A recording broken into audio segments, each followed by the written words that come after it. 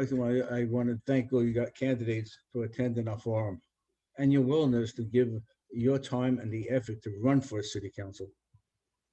I also wish to thank those people that are in the audience now and will be coming in for taking the time out from their busy schedule. It's an honor to have you, ladies and gentlemen, here. Really appreciate it. Uh, and, and hopefully it will help people decide who they want to vote for. I actually, personally, I believe you're the finest group of candidates I've seen in a long time. And hopefully you will impress the people that watch this. Uh, Tonight's questions were asked by concerned citizens of and other areas, people areas in Mount Vernon. I believe it looks like everyone here knows me, John D. Fleetwood uh, Citizens Society, but there are other sponsors of this that helped us with questions and stuff. Axel Everman from the Oakland Heights Homeowner Association, Talbot Thomas, Chester Hill Park Neighborhood Association. You'll tune in a little bit later. Mike Justino from the Fleetwood Neighborhood Association, and Ronnie Lishman from the Neighbors That Care. The order of the questions, I think I put it in the email. We'll start with the candidates in the order that names were picked at the headquarters in White Plains, the Board of Election headquarters. Delia Farquharson was picked first, so she will start. Caitlin was second. I tell you what, let me give everybody's a plug of what they are online. Delia Farquharson's going to be on 9A. It's going to be A line. There's not going to be B or C this year. Caitlin Gleason will be on 10A. Andre Wallace will be 11A. Ed Poteet will be on 12A. Lauren Carter is on 13A.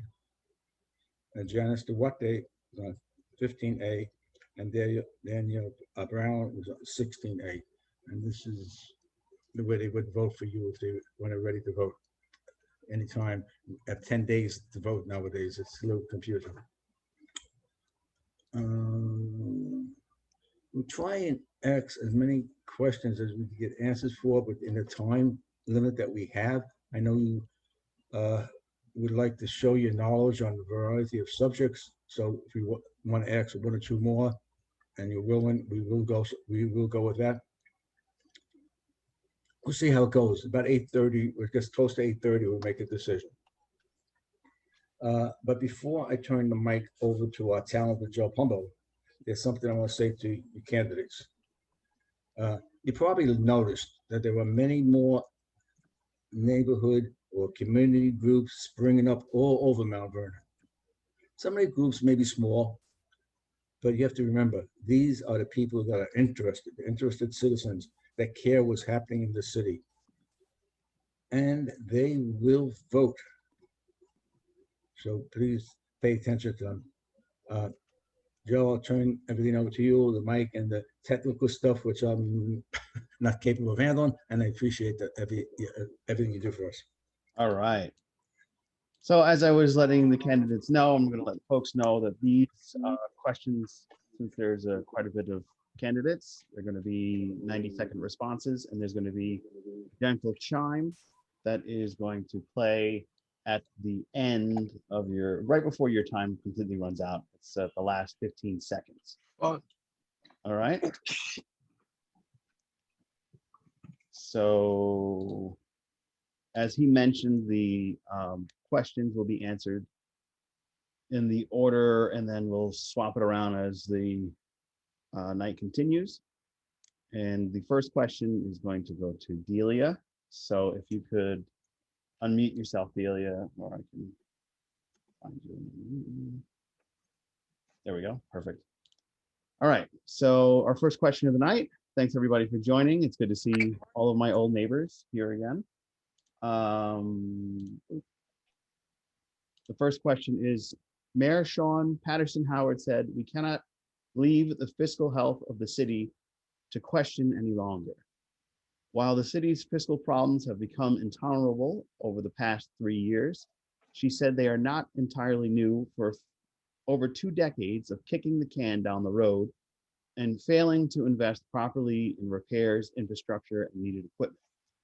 The mayor is saying that the situation is only worsened, and we should give control to the state, calling for oversight until 2036.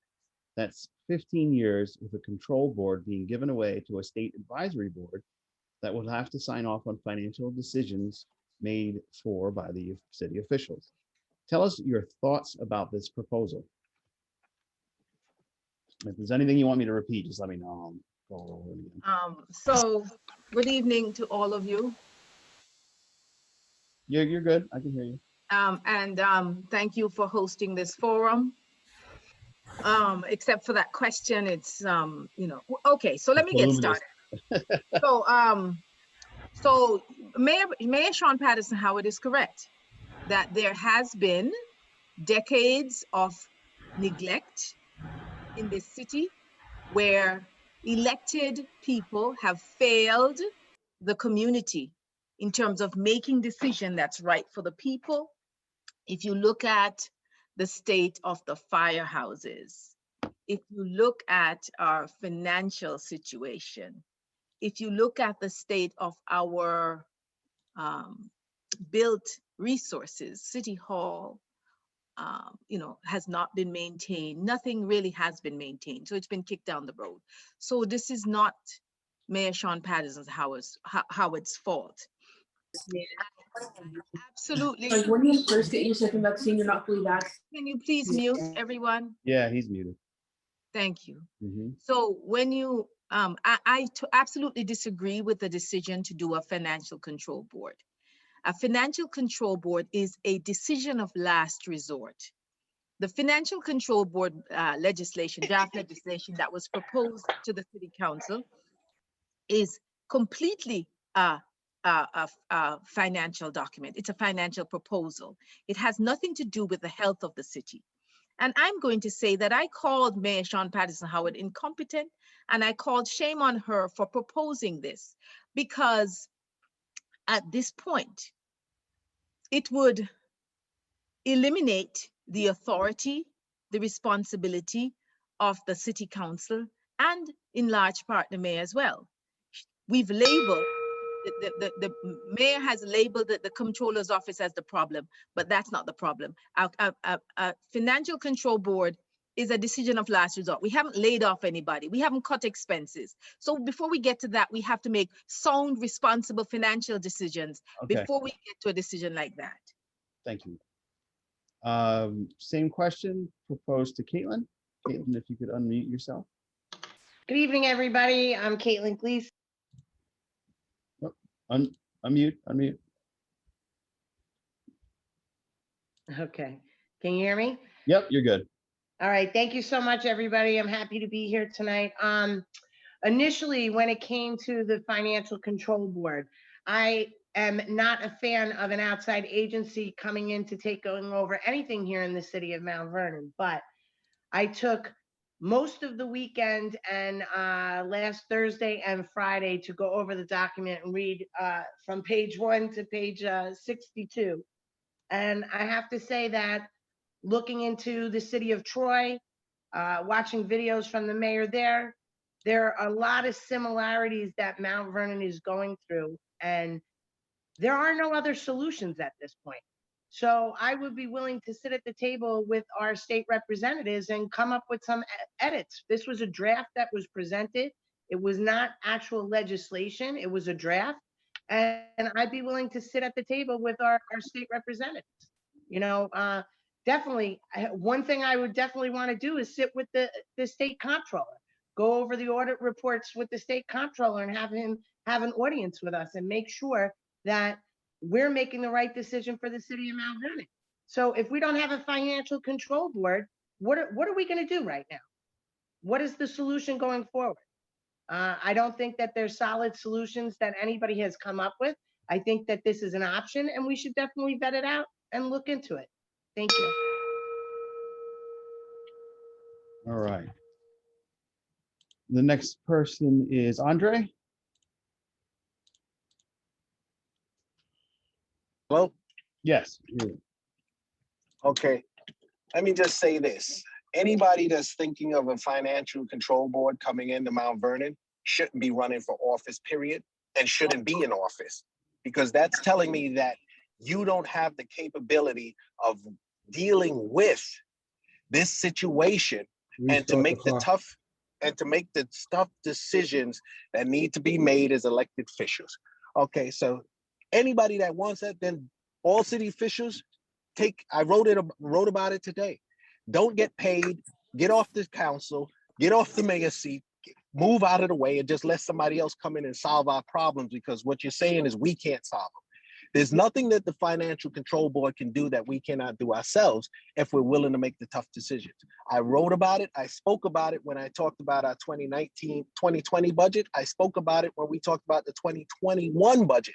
And I don't want to brag about it, but I was right both times, okay? Because it only took the state controller to come in to repeat exactly what I stated, okay? So it's about getting up out of your seats and just rolling up your sleeves and doing the work that needs to be done.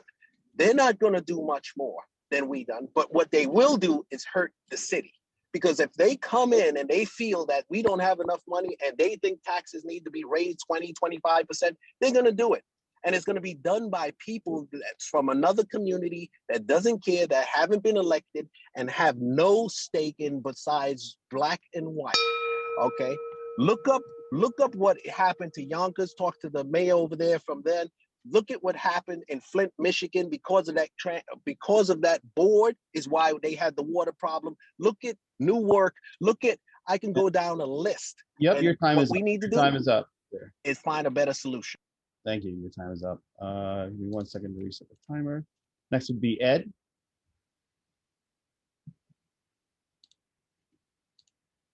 Ed Potet.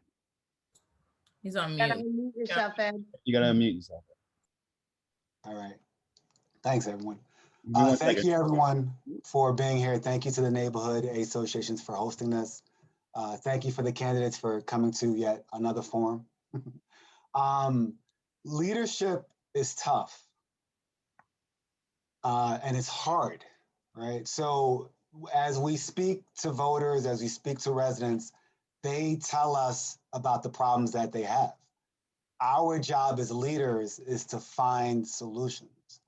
I hear a lot about that the Financial Control Board isn't the ideal solution, but there's no one on council from the meeting on Monday. There's no one saying what's the alternative. We all realize that the comptroller is one of our main problems. Again, there's no one talking about how we get past that. And yet council is saying, well, let's just wait 6 months until she leaves. That's 6 months of our youth not having services.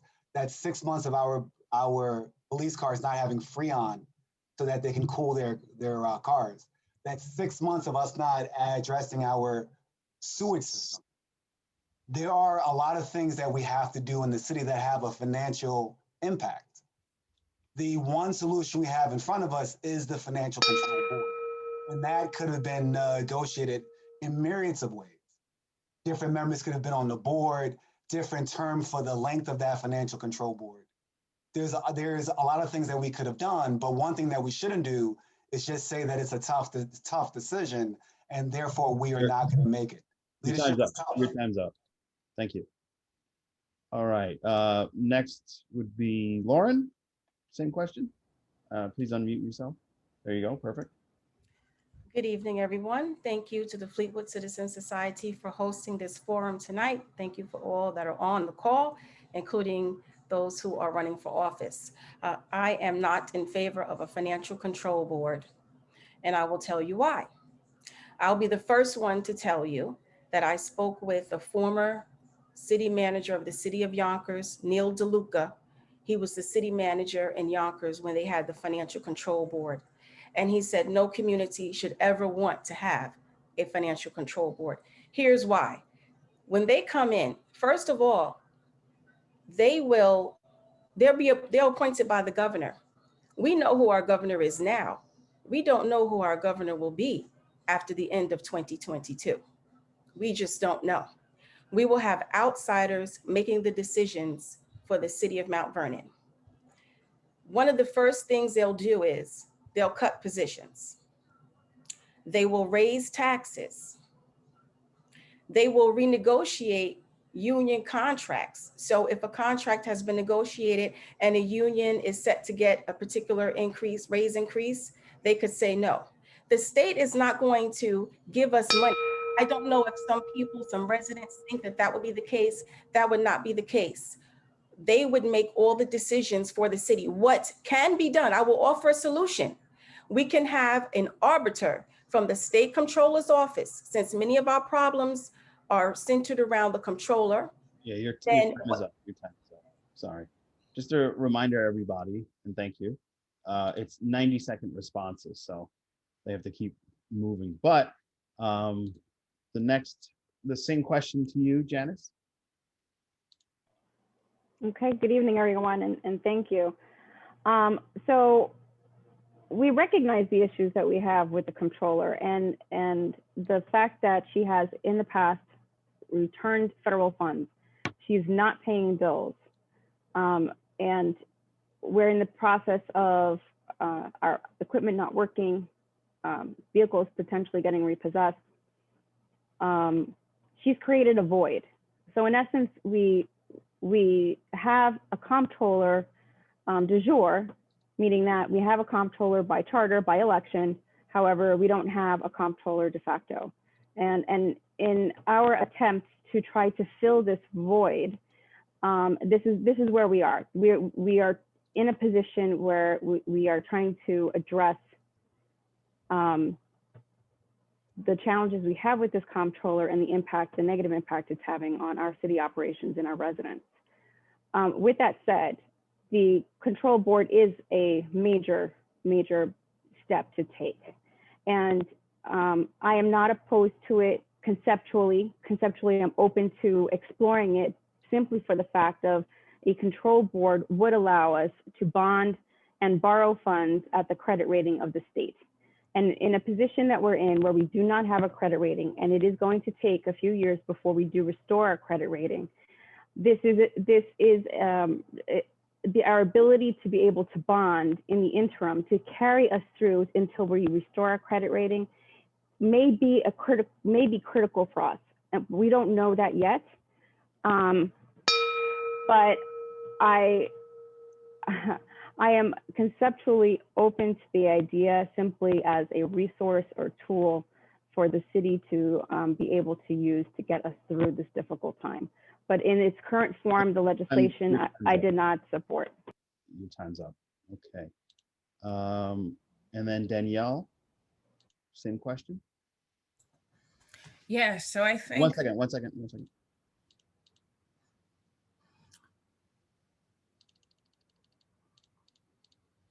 Okay, go for it. Sorry. So I definitely think that we dropped the ball here in Mount Vernon because this legislation was an opportunity we had an opportunity to do research and craft legislation that fit our residents. We had an opportunity to discuss with the folks in Troy, New York, the folks in Buffalo, the folks in Yonkers, on what exactly went wrong and to adjust it so it didn't go wrong in our community. We've heard people talk about the legislation as if it was in its final form. It wasn't. We had the opportunity to negotiate what we wanted. And we had plenty of residents who wanted this, and council didn't represent the residents of the city, and that's often what happens in this city. And we have to change that. The council needs to be reflective of the needs of the city. I heard tons of discussion about why it was wrong. No solutions on what to amend, how to amend it, or if we weren't going to go forth with the legislation, what we were going to do so that the comptroller didn't continue to drive this city into the ground. I heard some folks talking about we could have cut positions and we could raise taxes. But then they said that's the same thing that the Financial Control Board was going to do, right? So which one is it? We can't have it both ways. We have to be leaders in the city, and we're sorely missing leaders. So we need to step up and adjust legislation accordingly. All right. Thank you. All right. So in the same order that we started with, I'm going to have all the candidates, and just turn the timer off, give us a 2-minute intro. And you said in the same order, meaning starting with me. Yeah, same exact order. Okay, So it'll be Delia first, Caitlin, Andre, Ed, Lauren, Janice, and then Danielle. Okay? So give me 1 second so I can get you 2 minutes even. Delia, you're first, please, and go.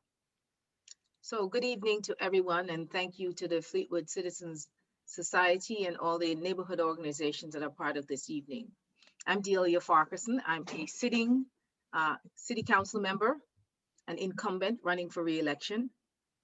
And just briefly, I've been on the PTA council, the school board, now on the city council. I started My Brother's Keeper along with Francis Wynn in our community.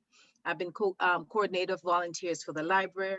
I was the supervisor for social work interns with YCOP. I've done many things in this community. I am a servant leader, and I understand leadership, because leadership is not about showing up because you want to get elected to the position. Leadership is about understanding, listening to, being connected to the people, and not just having a transactional relationship with the community, but actually relating to the community and understanding their needs so that they can reach out to you in times of need. For example, the senior who had a foul smell rolling down her walls called me. Turns out there was a dead neighbor upstairs, right? For example, the seniors who didn't have elevators, they called me. I have demonstrated leadership in this community for many years. And so I'm not here to argue whether or not I'm a leader. I'm here to confirm and to present to this community all the work, my body of work that I have done. Say, assess me on that. Know that every decision I've made has been in the best interest of this community. And I haven't taken $1, not 1 cent from a developer or a lobbyist, never will. And I am not going to be selling out my community for development, because we know that development is the vehicle of corruption. I look forward to this conversation. Thank you. All right, next we'll have Caitlin. Good evening, everybody. My name is Caitlin Gleason. I am a Mount Vernon Public Library trustee in my second term. I also am president of the board of directors for the largest soup kitchen here in the city of Mount Vernon. I am a Democratic district leader. I also serve on the planning board here in the city of Mount Vernon. I am the past vice president of YCOP, and I'm very active in the city of Mount Vernon. Why am I running? Well, I've become frustrated with city government, and I would like to make a change. And I think my biggest problem is walking the community and seeing that our civil servants, our DPW workers, our firefighters, and our police department did not have the tools to actually operate properly in their capacity. We're asking firefighters to run into burning buildings, yet they're risking their lives running into the burning building and risking their lives sleeping at the firehouses at night. If those firehouses were privately owned, they'd actually be condemned at this point. We do not have the proper equipment for city services, for garbage pickup, for street sweeping. Our police department is working with antiquated equipment. They're not updated. We have the lowest paid police department in the city in Westchester County, yet we're probably the most active. And we need to do better with our tax money. And I feel that I can make a difference here in the city of Mount Vernon. I've been volunteering since I was 13 years old.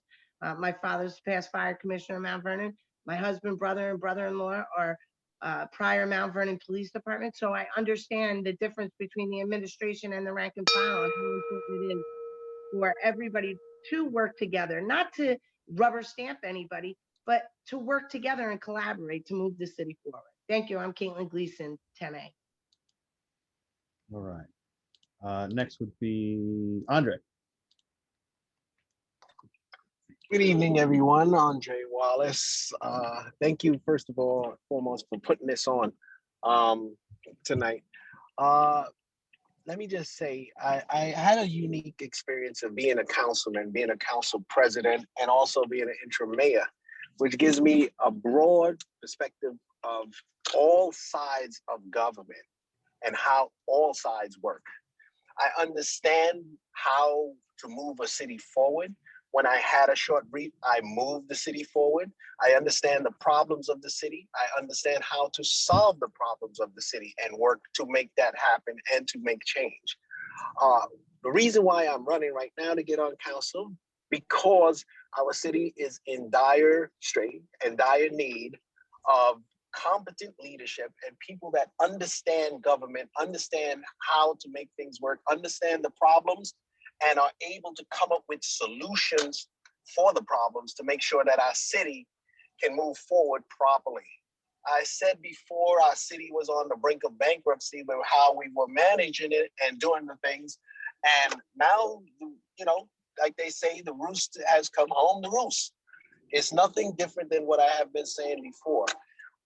But I feel that I can be an intricate part with working with other elected officials to make sure that we can get our city on the right track and keep us from the brinks of bankruptcy and keep us from the brinks of collapse.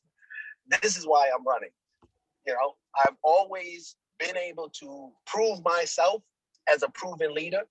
I have proven results, and most people know my results of pushing Memorial Field forward, getting that on track, getting the new firefighters 4 trucks, getting a lot of our parks cleaned up, our streets, bringing down crime. All of these different things was done, and it was done by easy solutions.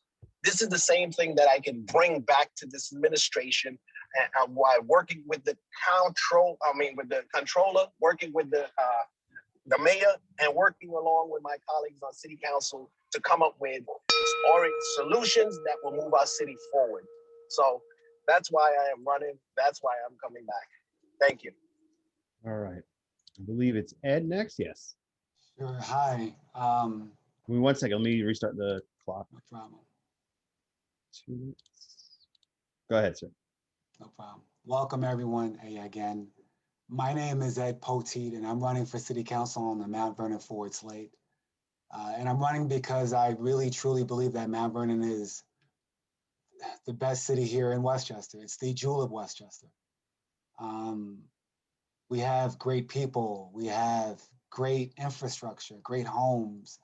We're close to pretty much everywhere in the region, but our reputation, as we all know, is sadly different. And so I am running to bring the skills that I have as a small business owner, as an urban planner, as someone that has been involved doing community development work for 2 decades, to hopefully change the reputation here of the city. How does that happen? First, we have to have a comprehensive plan so that we can plan for the future of our city and not have developers come in and benefit themselves on our back, but make sure as we look at the future of the city, generating more tax revenue and having industrial, retail, and residential development that works for the city. Secondly, I'm hoping to bring leadership to the council. As we saw on Monday with the Financial Control Board, there honestly just is a lack of leadership on the council. The Financial Control Board issue isn't perfect. It's not perfect, but leaders make tough decisions. And council has had at least 5 months to then figure out how to strategize to either have a better financial control board or to strategize in something different. They did nothing. And so I'm bringing my leadership capabilities to council to help move the city forward and make those tough Time's up. decisions Your time's that up. we need. Sorry, your time's up. Next would be Lauren. Good evening, everyone. I'm Lauren Carter, candidate for City Council.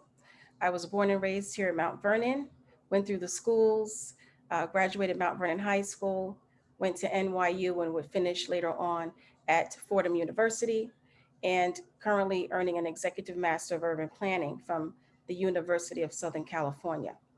I'm running because I know the problems in the city. You've heard them, some of them today. You've heard about our dire needs with regard to our finances. You've heard about lack of vehicles and equipment for our employees, et cetera, et cetera. But not only do I know what the problems are, I have solutions on how we can solve them. Someone stated earlier that there were no solutions. There are solutions. When you have the right people in office that know what they are, you will have solutions in the city of Mount Vernon. And most importantly, I know the process on how to get it done. Some people have mentioned certain ideas today, but they don't know the process on how government works and how government operates.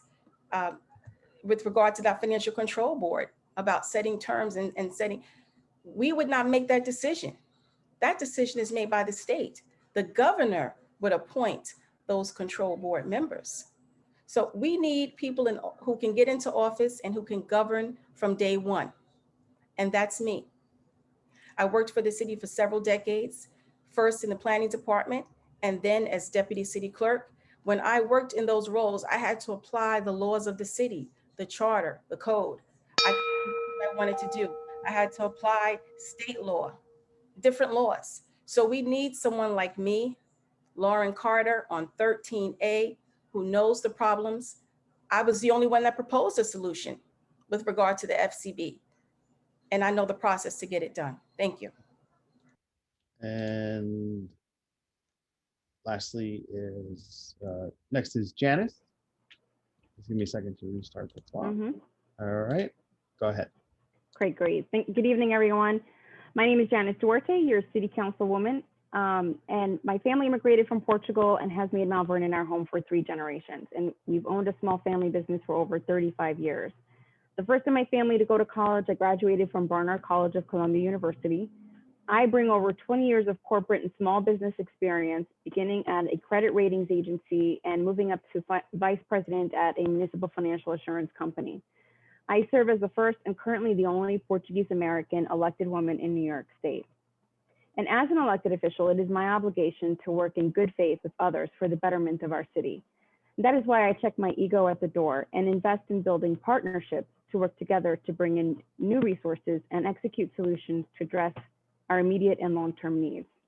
So my top priorities include implement a legislative management solution. And on May 26th of this year, just a couple of weeks ago, the City Council selected Granicus, the same solution used by Westchester County, which we'll begin implementing.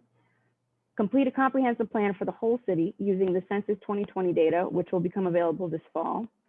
And continue to work hand in hand with the administration, our commissioners, and partners to repave our streets, address our sewers, restore our credit rating, and address our many challenges.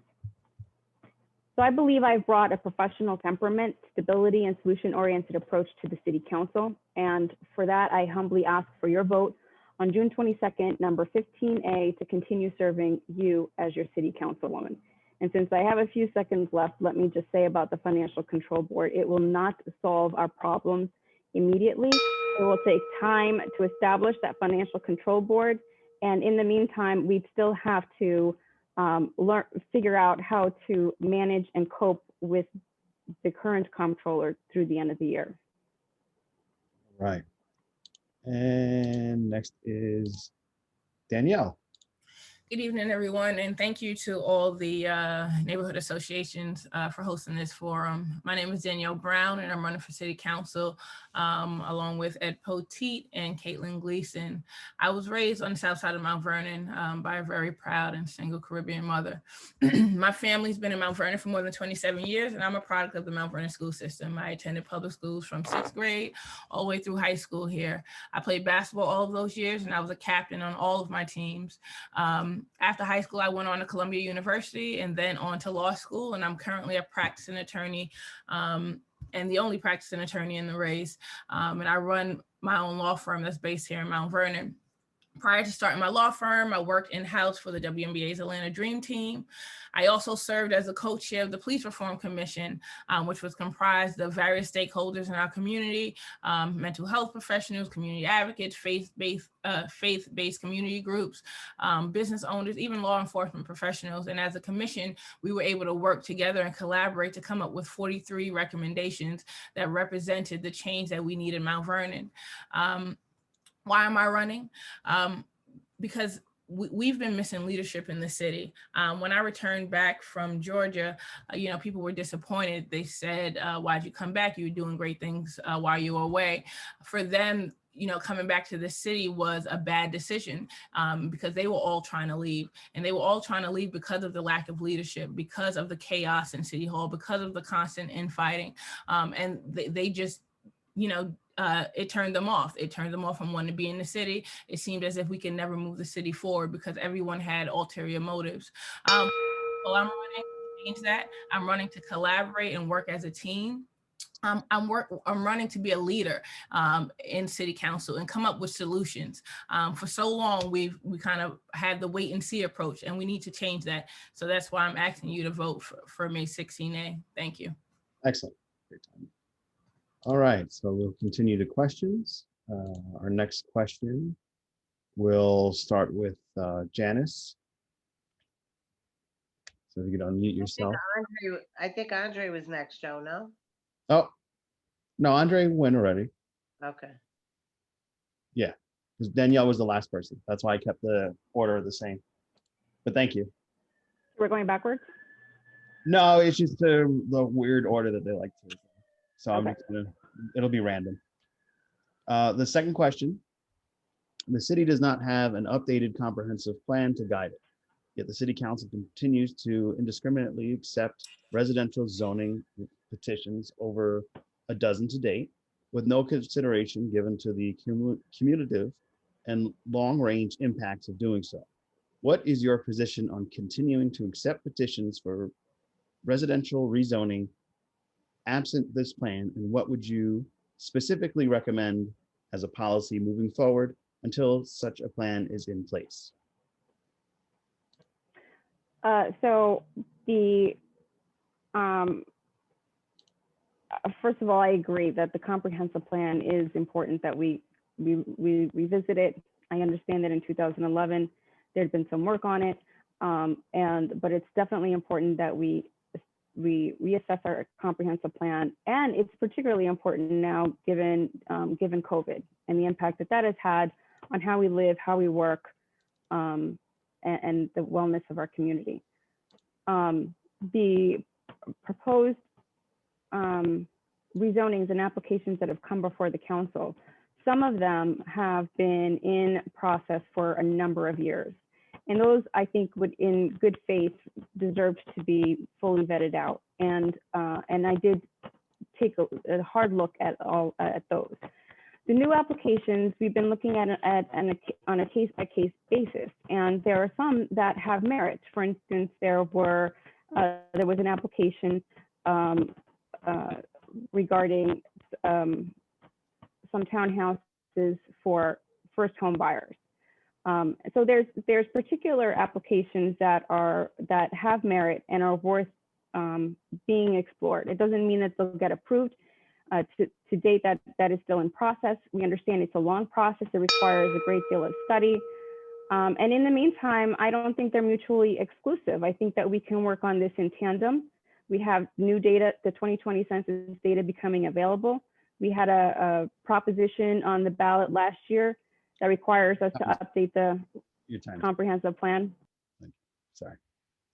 The same question to Delia.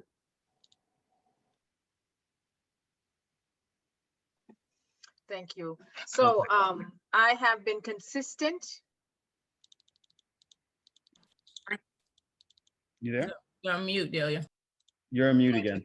Yeah, so I've been consistent in voting to not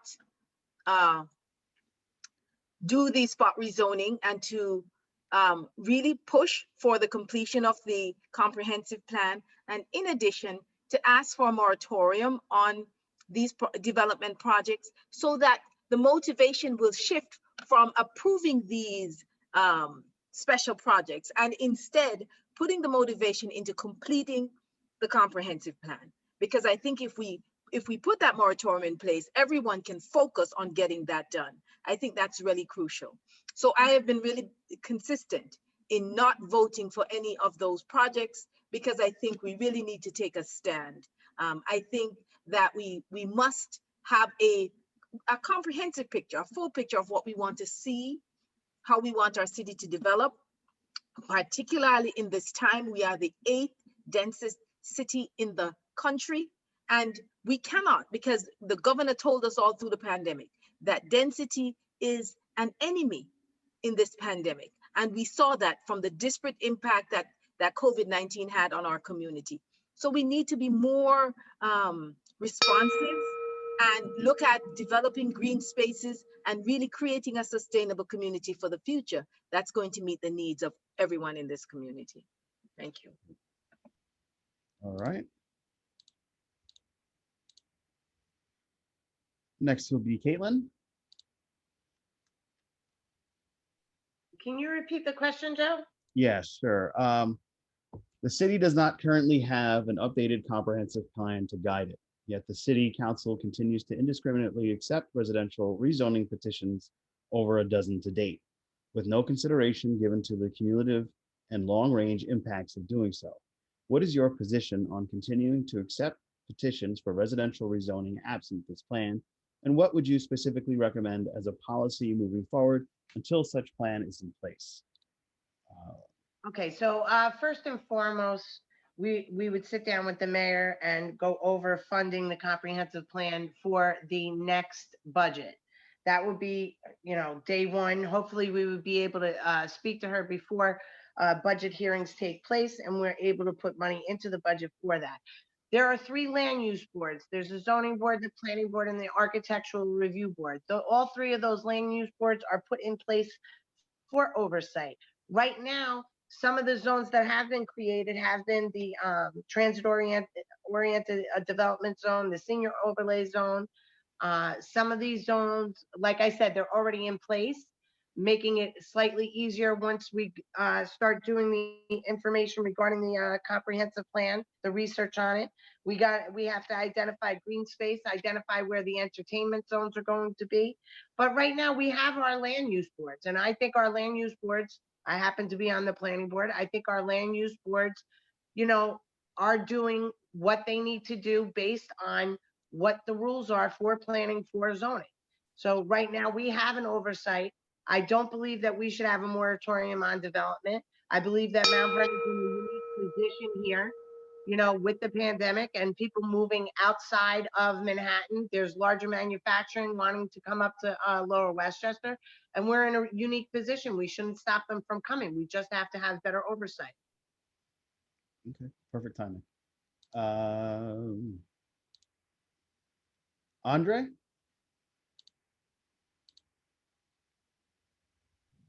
Hello? Yep. All right. Yeah. Okay, can you repeat the question one more time? I'm sorry. Sure. The city does not currently have an updated comprehensive plan. Okay, got it. Got it, yeah. Yeah, well, Yeah. what we need to do is we need to slow down on this development, especially any of these large developments, period. Okay, we need to focus on our infrastructure because we're gonna need to deal with our sewer system and our outfall system that's pouring all of the sewage that people are tied into the Hutchinson River and into the Bronx River. We have a big problem with this, and just adding more and more toilets to flush on an already crumbling system is not the way to go. I'm not looking to do a moratorium, but I'm not looking to pass anything that is these major projects, period, because I don't want to shut out businesses. I'm all for companies coming here to set up their business, okay, to create more corporate business and structure in Mount Vernon, but not these buildings. That's not going to add to our school system and everything else. Plus, we continue to put all of these spot developments in places, which has been designed, okay, purposely to get around putting these buildings up. If we have them, if we have our comprehensive plan, we won't be able to do that. So let's just wait, let's work it out, and let's fund it and do what we have to do so we can do this right. Okay, excellent. Thank you.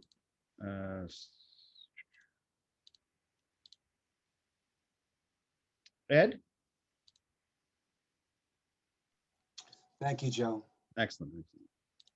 Leadership is tough, right? So we're all saying that we need a comprehensive plan, but we've been saying this now for years. When I'm in council, there's a few things that I would do. First, I'm an adjunct professor at Columbia, teaching many of these principles. I would bring in planning students from Columbia, from Hunter, from Pratt, for free to then help us begin to conceive about how the plan should look. Secondly, in terms of having development here in the city, we should hire consultants during that interim 15 to 18-month period to then look at projects for zoning and usage on city infrastructure. If projects meet certain principles where they don't overtax city infrastructure and that the zoning is in context with how it should be here in the city in terms of what we believe the zoning context should be, that project can move forward. And we'll have third-party consultants advising us during this process. If it doesn't meet those core principles, we simply don't move forward. And we, as fast as possible, within 15 to 18 months, get the comprehensive plan done. Let's not talk about it. Leadership is tough, but we as leaders have to have solutions and not continue to just talk about the same problems. Okay, excellent. And Danielle? Yes. Give So me yes. 1 second. Okay. Go for it. I agree with Ed, right? We absolutely need a comprehensive plan so that it guides some of our direction on what we bring into the city, so that it brings in green space. We have the appropriate buildings, we have the appropriate resources, right? Currently, we're bringing in projects that are putting a strain on our sewer system, on our school systems, without thinking about, the effect that it has on their residents in the city overall. So I think we need to establish some guidelines, like Ed said, and we can also work with the consultants to develop these guidelines and work with the city to develop some of these guidelines. And until we can complete that comprehensive plan, we hold off on high density development, but there may be some projects that fit within the guidelines that we know we would want in our city, even if, when the comprehensive plan is completed. So we must work diligently with the mayor, collaborate with the mayor and all the stakeholders of the city so that we can get the comprehensive plan completed as soon as possible. But I don't think we can put a moratorium on all development here in the city, because we do need to encourage, at the same time, some small businesses to come into the city and benefit some of our residents, et cetera. So it is tough, right? But we, as council members, we have to be able to provide leadership for the city. Thank you. Thank you. Lauren? Thank you for that question. I'm going to try to get it in quickly. Number one, we have to fund the comprehensive plan. That is correct. Some people have said it. If we have an FCB, know that we may not be able to fund it because the Financial Control Board would make final decisions with regard to our expenditures, our appropriations and expenditures. They will not allow for funding of a comprehensive plan. The goal would be to come in, make sure all of our bills and debts are paid first and foremost. Secondly, while we don't have a current plan, we do have a plan that's been in draft form since 2011. And the former planning administrator utilized that plan while reviewing applications. So it wasn't like it was being done sort of in a black hole, so to speak. He was using that as his guide. Third, we as the council people, we are not responsible for the day-to-day operations. And I'm not trying to pass the buck, but I'm just being a realist. I know the role of a council person. And so one of the reasons why people in this community are disillusioned is because people make promises that they can't keep. You have to stay in your lane. You have to know your role. We cannot get students to do the comprehensive plan. The mayor has to hire professional planners in the planning department to start the process. Then it goes to the public. The public, there are a few steps. I can't go through all of them now, but the public would have to weigh in on what the public wants to see in the comprehensive plan. Your time is up. Thank you. All right. Our third question of the evening. It's a shorter one. Start with the economic development as a priority for the city. What specific steps would you take to recruit light industry, commercial operations, and distribution facilities to the city of Mount Vernon? We're going to start with Danielle for this question. Can you repeat the question, please, Joe? Sure. To start with the economic development as a priority for our city, what specific steps would you take to recruit light industry, commercial operations, and distribution facilities to the city of Mount Vernon? First and foremost, I think that we have to have an operating government, right? Because a lot of people don't want to work in Mount Vernon because it's difficult to get through the city. It's not efficient. People are fighting left and right. So first we have to bring some unity to our city government. And then we have to identify through the comprehensive plan where we want them to go, right? So at that point, we can go out to them and say, hey, this is, where the city is going. This is what you can offer. This is how, you'll benefit the residents. We can incentivize them through legislation as well. And we can also we can create MBEs. Like in other cities, they have goals for WMBEs or MBEs. So we can do those here in Mount Vernon as well and recruit some business owners to come in like that. I think another thing that we can do is help identify what industries are booming, right? So there may be an opportunity to, you said light, we can bring them in by just identifying the areas and things like that. So I think that's how we start is first we have to have a functioning government. And then once we have a functioning government and make sure that the process isn't cumbersome, then we can start to bring people in and because we're ideally located, right? So people will want to come into Mount Vernon.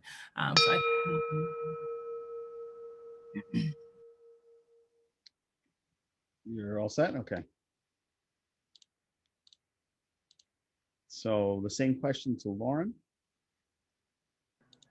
Well, first and foremost, this is why we need professional planners in the planning department. We can't depend on students to do this work for us. A city of 70,000 people cannot have part-time planners and students running the planning department. We need professional planners so that we can craft an economic development plan. If we're talking about how we're going to have economic development, it's going to be first and foremost, we need to have a plan. Just like we talk about the comprehensive plan before we have development, it's the same thing. So we need to have the economic development plan drafted in the city of Mount Vernon. What we also need to do, and I've said it many times before, I've probably been the first person to say it, I'm sure I have been, we need to utilize our IDA, the Industrial Development Agency. Unfortunately, the IDA in the past has been used to provide pilots, payment in lieu of taxes for residential development, instead of spurring economic development and economic growth in the city. And that's what it should be used for. So let us use the IDA to attract businesses in the city. I've said it before that during the pandemic, there were businesses fleeing New York City. That was our opportunity to be able to attract them to the city of Mount Vernon. We're the only municipality in this county that is within minutes of both interstates, 87 and 95. So that would have been a great asset for those distribution centers that you mentioned in your question, along the McQuestion Parkway, which is near 87. So we need to get the plan. We need to get professional. Your time is up. Your time is up. Thank you, though. Same question to Ed. Ed, you're muted still. Awesome. Elizabeth Warren, when she ran for president, said it best. If you're going to run for this office and not propose big solutions, then why are you doing it at all? I do not agree that we should stay in our lane because the people of Mount Vernon aren't looking for legislators. They are looking for leaders to propose solutions. When I said bring in students, it wasn't as an exception to bringing in planners, But I'm frustrated with the fact that I keep hearing about people and council members talking about problems, but not bringing any answers to those problems. When it comes to our industrial base, we simply, like Danielle said, have to have a stable government where businesses say we would invest $500,000, $1 million here because we have confidence that there's stability in government. Without that, businesses are scared to honestly come here. We have a wonderful industrial base, and COVID-19 showed us that we need as a country to manufacture things here and not overseas. So industry is going to grow, and it should grow here in Mount Vernon with stable government, with leaders in government. We would be able to bring those businesses to Mount Vernon. Okay. Same question to Daniel, to Andre. Yes. First of all, I wrote about economic development. You can find it on my site back in 2014. It still sits on my site about doing economic development. I have the unique ability and insight to be able to see how and work with businesses and what they want. It's not hard to bring them here. So, you know, in the last 2 years, I brought over 7 businesses here. The one HSC on Gramerton Avenue, I brought them from Yonkers, 40 employees. The one down on North E Group on Fulton Avenue, I brought them in. Okay, construction company to move here, 18 employees. Okay, there is, I can go down a list. Okay, so it's about being able to sell the vision of the city and knowing what people want and to sell them into the future of what it can be rather than what it is right now. Okay, I keep hearing leadership is hard. You know why leadership is hard is because those who say it has never been a leader, a real leader. Okay, I have 118 employees. Okay, and it's not hard. I enjoy getting up every single day of my life and doing what I do. So when we talk about bringing other businesses here, okay, business is not hard to get, it's not hard to do an economic plan here. We need to also craft that off of our comprehensive plan and go hand in hand with it so we know what's going to be the eye zones that we really want to focus on to bring in our manufacturing and the rest of the stuff. It's not hard. It's been done and I've been doing it. Thank you. Caitlin? Joe, can you repeat the question? Sure. Give me 1 second. Starting with economic development as a priority for our city, what specific steps would you take to recruit light industry, commercial operations, and distribution facilities to the city of Mount Vernon? Okay, so first and foremost, we need a stable government, like Ed said. I think that we need to, through the comprehensive plan, but if we don't have a comprehensive plan, similar to what we did with the transit-oriented development areas and the senior overlay zone, identify reinvestment areas and hopefully introduce some sort of tax incentives like we once had here in the city of Mount Vernon, and see if we could give some sort of tax incentives to larger manufacturing businesses to come to the city of Mount Vernon, but also that have a certain percentage of their employment come from people being hired within the city of Mount Vernon to qualify for a tax incentive of that nature. We also have to bring respectability and trust back to city government. Right now, you know, businesses don't want to deal with Mount Vernon. They're having a tough time dealing with Mount Vernon. It's difficult to get through the buildings department. It's difficult to get through the planning department at this time. And yes, we do need a planning commissioner. We do have a planning staff right now that's probably doing one of the best jobs that has been done in as many years. And that would be my plan going forward, to work with all the departments to ensure that the area of reinvestment is identified. Thank you. Delia.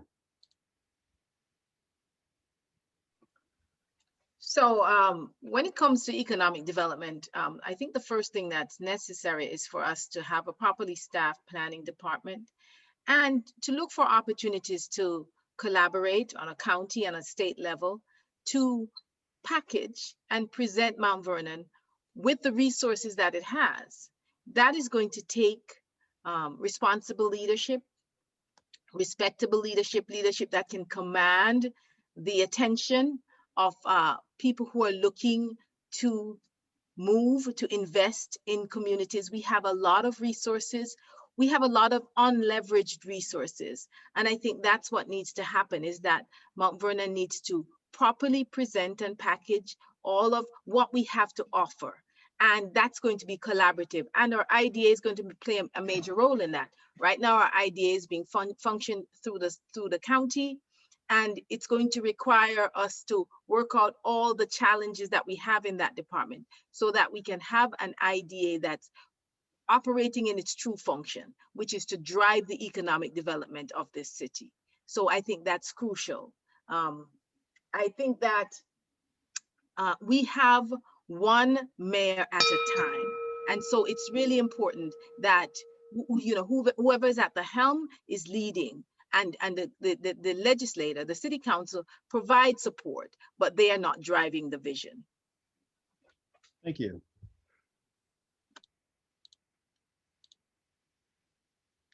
And Janice. Okay, great. So we know that companies, they primarily relocate to places where there is available labor force and skills. So we need to focus on developing those pathways in our community to the middle class. And how are we going to do that? One of the ways that I believe is crucial for us is to invest in building relationships with the unions, making sure that apprenticeship programs are available to our community, working with the school district and the trades school to make sure that those pathways are open and available to our young students who are interested in those professions, working with Westchester Community College, which is in our community, to make sure that we really rebuild pathways for our community members to the middle class. And by rebuilding the skills and the labor force that that can be available here in the city, that's going to be key to also attracting key industries and manufacturing and other industries to the city. And I'm the only council candidate that has received the endorsement from the Westchester Putnam Central Labor Body, specifically for these goals that I have. Thank you.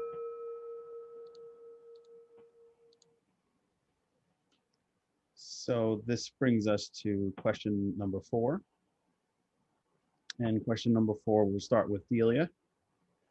The New York State Coalition on Open Government has criticized the city for not making information available to the public in a timely manner, both before and after public meetings.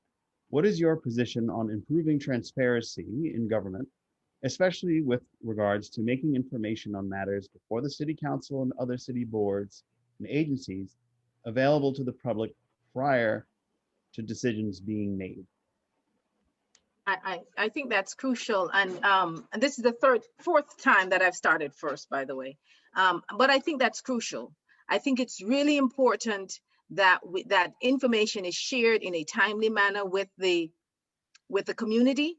That is why the legislation that the city council has approved will bring in the software that's widely used that will support that.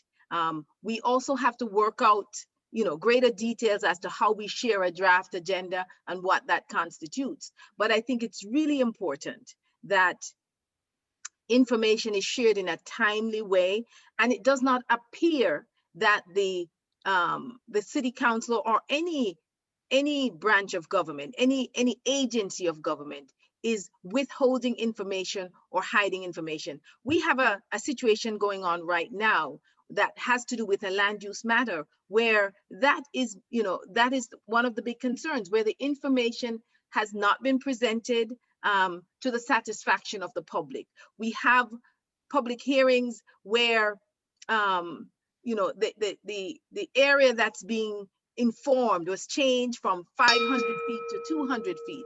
And that does not promote transparency. So I think we should be looking to expand transparency in our community to ensure that the public is developing more trust, not less. Thank you. Thank you. Don't worry, you won't be first next time. No worries, no worries. Next to Caitlin, same question. Okay, so I mean, I obviously agree with Councilwoman Farquharson that transparency is very important, but how do we get there, right? I think a lot of the issues that we have is that some things get added on last minute to agendas. They're not presented to the public in a timely fashion. So I mean, I would suggest for the clerk to put things up 5 days before, you know, a meeting takes place so that enough notification goes out to the residents. As it is right now, sometimes when you walk into a city council meeting, you can't go on the website and find the agenda. The agenda is not printed out until 3 or 5 o'clock the day of the meeting. And unfortunately for us residents, you know, we'll get a phone call from a neighbor, hey, this is on the agenda, you got to run to the meeting, and we can't get there. I mean, thank God for Zoom. Zoom created a lot more transparency for city meetings where a lot more residents were engaged and know, I believe they know a lot more of what's going on in city government because of the pandemic. And I hope that we are able to continue this going forward. I know that a lot of people have videotaped city council meetings, you know, on their own dime and created their own YouTube channels or emailed them out to residents, you know, so that people can understand what's going on. So I think the transparency aspect of it, there has to be a date beforehand. If the meeting's going to be on Wednesday, make sure that it's loaded by Friday so that the residents have a few days to actually review and see if they're interested in speaking. Thank you. Okay. So same question to Janice. Okay, so yes, I've been saying this for some time, and this has been one of my major goals when I first ran for office. And, you know, openness in government really is the cornerstone of a healthy and vibrant democracy. We all agree with that. It encourages civic participation and it promotes public trust. We all agree that those are very important values. So that's why I've invested quite a bit of time working with the city clerk and the city council to evaluate different systems, and we've identified Granicus as the solution that we want to move forward with. Having this, using technology to modernize the city council and the city clerk's office is going to create and provide the structure and the discipline that's needed in order for us to consistently follow a workflow that will deliver to the public exactly what we've been asking for, right? Having information before the meeting is available, having a draft agenda before the meeting is available. As it stands right now, we're not able to comply with that for the very reason that it is a manual process, it is labor intensive, it's essentially an administrative burden to the clerk and the law department.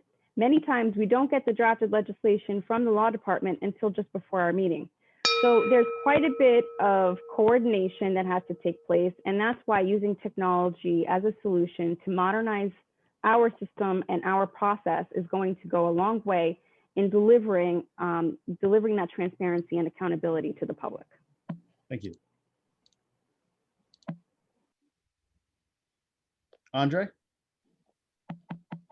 Yes. Well, what we really need to do is get out of the Stone Age, like Manny has already said, and basically stop doing it manually and get into a computer structured type thing. We also need to get things out because not everybody is on the computer. So we still need to work on our public access channel that we've been working on forever to try to get what's going on and agenda out in time. Because like everyone else had said, and even when I was there, we don't get the agenda for like till 5 minutes before we're about to legislate. And that can't happen. It has to come out days before. It has to be posted days before. In other towns that I work in, I see stuff on the planning board. We get that information 2 weeks ahead of time. You know, we should be able to get information in our town so that people can be aware, but a lot of it sometimes comes up last minute by design. And why? Because people don't want you to know what is on the agenda when it's coming up, which is wrong.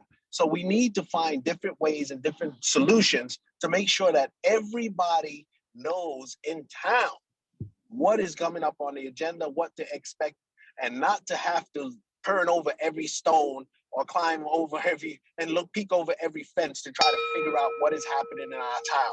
They just make it too difficult. So we need to automate a lot of this stuff so that people can have that online. And also we need to do quarterly newsletters, let people know what's going on in the city. We just need to work on that. Thank you. Danielle? Thank you, Joe. So yes, I don't think you'll have any candidate disagree with the need for more transparency in our city government, right? I think it's definitely a way to get people engaged, people of different age groups. We need them engaged because we need the council to be representative of all residents of Mount Vernon. So how do we do that? I think the council needs to come up with at least a biweekly newsletter that goes out via email. We also need to have a public facing website that's easy to navigate where we can upload all of these documents and make sure that they're there well in advance of the meetings, because I can tell you I've gone to a city council meeting and to my horror, they were considering putting a hotel across the street from an elementary school, and no one I knew about this, right? There's plenty of people in the city who just don't know that these things are happening, or of course they would be there to speak out against it. So we need better systems. We haven't really been operating as an efficient government or business. So we need to put systems in place, right? So I've attended city council meetings and been on the agenda, and I haven't received links to the meeting until an hour before. I've had to contact people several times. So we have better as a city council, and that way we'll have more people engaged, and we won't have the same 100 people who comment on things. We'll have more. We are a city of 70,000, so we should hear the voices of all of them. Thank you. Thank you. Lauren? Well, a lot of it has been said, and I agree with most of what has already been stated. Definitely a draft agenda should be able to be posted on the city's website, if not a couple of days before the meeting, a draft agenda. And then you would have to post the agenda, even if it is posted a few minutes before the meeting or even the next day. That's what other municipalities do. They post the draft, and then if they have to post the agenda because there was a change 5 minutes before the meeting, they would post that the next morning. Also, the city council packets, those can certainly be posted on the website well in advance of the meeting. The council members get those packets the Friday before the meeting, so the packets can be posted on the website on that same day. I've also said before, and Councilman Wallace just said it again as well, not everyone's on the computer. So especially a lot of our senior citizens. So we need to be able to have a public access channel dedicated to the city of Mount Vernon on for Spectrum and for Zoom. I'm sorry, for Spectrum and for Fios. And the way we're going to do that is we need to renegotiate our cable franchise agreement so that the monies that come in can be used in order to build that public access studio that we so desperately need in this community. Thank you. Ed? Thank you, Joe. Going last on this question is tough. I agree with everyone. I applaud council for the work that they've done to bring tech to City Hall so that meetings are more open. The one thing that I would say is I, with my slate mates, Caitlin Gleason and Daniel Brown, have met with literally thousands of residents throughout the city at this point. And we've met with seniors who have said, we aren't on social media. So we hear about the use of tech and Facebook and Zoom, and that's great, but we just simply don't have access to those tools, or we don't know how to use those tools. So we definitely have to have a paper way, we definitely have to have a newsletter to reach our seniors here that aren't using social media, but also still need access and the info as to what's happening with City Council and in City Hall. All right, thank you. So our fifth question. Do you have everyone answer that, or Danielle still That was the last one. Okay, look, guys, we have either do a closing statement now, or we have a couple of questions. You want to answer two more?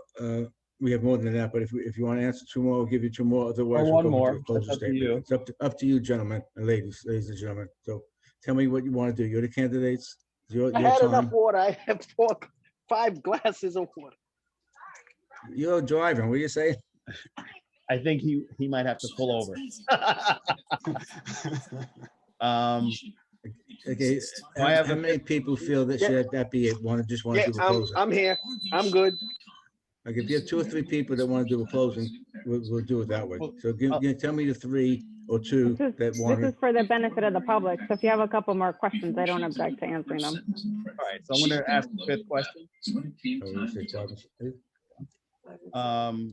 you do 5 and 7? Do 5 and 7. We'll forget the others. Okay, sounds good.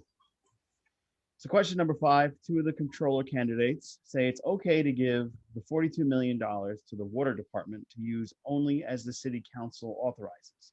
Other people think that there are better ways to hold the money, such as asking the monies not be given out to Mount Vernon until January when a new controller is in office. How do you feel about this? We're going to start with Lauren. Thank you for that question. And there was a statement made earlier about having a stable government here in Mount Vernon. And it goes back to the comment I made previously. People have to stay in their lane. That's how we're going to have a stable government. We can't have the council trying to act as a controller, the controller trying to be the mayor trying to be the council, et cetera, et cetera. Everyone has a role per the charter, and they have to stay in their lane. That's why we have an unstable government. That's why we have chaos, because people are not doing their job and they're not following the charter. So what we can do is there are certain, I would have voted nay for that legislation. I've said it before. Because we have, it doesn't matter if you like a person or not. We have an elected official and they have roles and duties and responsibilities per the city charter. Another elected official cannot circumvent those duties. Now, I have said before, I would not just vote nay, but I would propose solutions. So one of the solutions that I proposed was for perhaps the county of Westchester to receive those funds on our behalf, as they receive our Section 8 funds, which also come from the federal government, because these are federal funds, and expense them on our behalf. We can also ask the state controller's office to expense those funds for us as well. So that way we don't wait for 6 months until we get a new controller. Thank you. Thank you. Same question to Danielle. Thank you, Joe. I think, this is why that the recent legislation that was put in front of the council was so important for the Financial Control Board, is because, the judges ruled that the funds can't go to the water department. So we need some oversight over those funds. And the way we get that oversight is by collaborating with the state, with a financial control board, right? That way we would have had more transparency on where that money is being used, because we definitely need to start using that money well before January, because we have issues in Mount Vernon. We have sewers, we have things backing up into people's homes, right? We have to fix that. It's unacceptable to have residents here that have that issue. We also need to make sure that our city workers are getting paid, that they have the equipment and the fuel that they need to actually do their job. We don't have the luxury of waiting till January to use these funds, right? So that's why that legislation was so important. I think we're currently at the comptroller's whim right now, and judging by her first 5 months, we are in great danger, because with 7 more months left in office, it can cause the city so much more damage. So yes, I think that we desperately need to reconsider edits and see if the state will hold a special session for the Financial Control Board.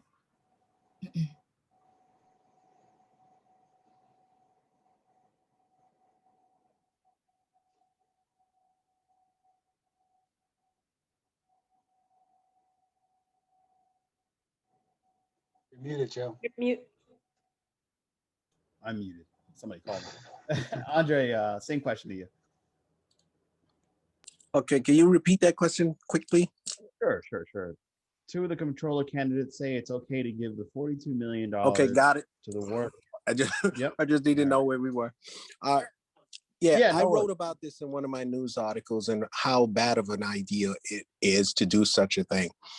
Basically, the council needs to do their job. You need to be able to create legislation. You could create account code. You can make it an escrow account where you can put the money in to be legislated and paid out by, by passing legislation through the council and through the Board of Estimate and Contract. It's not hard, but putting it through clerk's office and then to the water department. I went through this when everybody fought against me about the corruption that was in the water department and had to redo the whole water department finances. Just because it's now running properly doesn't mean we go back and do the same thing that we were doing in the past. So that's a bad idea, and I agree with most of the things that Lauren was saying as well, because what we need to do, though, the only thing I look at is not giving the money or bringing the state in or bringing the county in. That's why we're elected, to do the job, not to pass the buck to somebody else to do our job. That just shows that we're not capable of doing our job. We need to focus on what we need to do and get it done. When I was there, I had no problem working with the controller and I got things done and I got bills paid. They need to learn how to do that as well. All right. Next will be Caitlin. So, just to piggyback off of what Mayor Wallace said about going to the Board of Estimate and Contract, we've seen what that's done, right? We've gone to the Board of Estimate and Contract and they've passed bills to be paid and they haven't been paid by the comptroller. We also know, well, rumor is, I shouldn't say no, that payments have been released from the comptroller's office without proper authorization from the Board of Estimate and Contract. So where do we stand? But nobody wants a financial control board. Nobody wants the funding to go to the water department. Where do we stand? What's the solution? We could say over and over and over, we could do it ourselves, but you know what? Mayor Thomas was in office for 4 years. Mayor Patterson Howard is in office for a year and a half. So we're looking at 5.5 years of being handcuffed by a comptroller who's not willing to work, not paying the bills. So do I have an answer to that? No, I don't have an answer to it, because it seems like every time we try to discuss something, everybody's like, no, no, no. We have to make some hard decisions. We have to be leaders here in the city of Mount Vernon. Thank you.